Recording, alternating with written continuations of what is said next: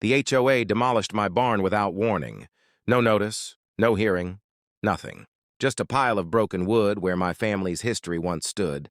So I found their weakness and quietly set up 30 hidden pumps. What happened next?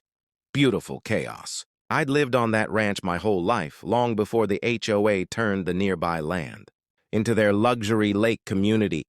My old barn stood strong for generations, but they called it an eyesore. I came home one afternoon and it was gone. No warning, no permission, just splinters where my grandfather's legacy once stood. I went to their office the next day, calm but firm. They smirked, said, "We sent you a notice." They hadn't, and worse, they had no legal right to touch my land. But I didn't argue. I didn't yell. I went home and started planning that resort lake they loved so much. It was fed by a quiet underground stream, one that also passed beneath my property. So I began buying pumps. Not all at once, quietly, strategically. One here, two there. Over the next few weeks, I buried 30 industrial-grade pumps. What they took from me, I was going to take back. For 3 weeks, I worked in silence, digging trenches, laying hoses, installing pumps. Deep beneath the soil, 30 in total, all connected to timers. All hidden from view at exactly 200 a.m. on a quiet Friday. The system kicked on. No alarms, no noise, just a steady drain. By sunrise, the resort lake had dropped nearly 2 FT. By the next weekend, docks were stranded boats tilted in the mud and algae took over the shoreline. The HOA scrambled, calling emergency meetings, blaming droughts even. City water lines.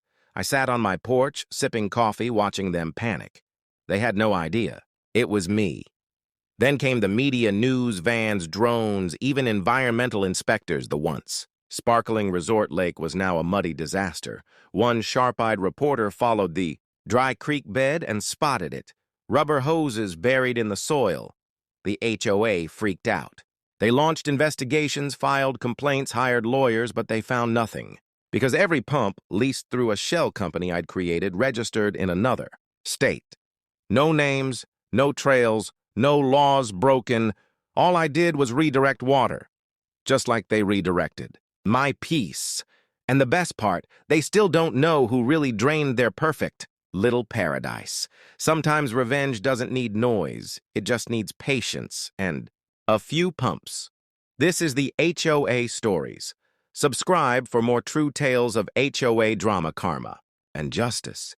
And remember, real power is knowing when to stay silent.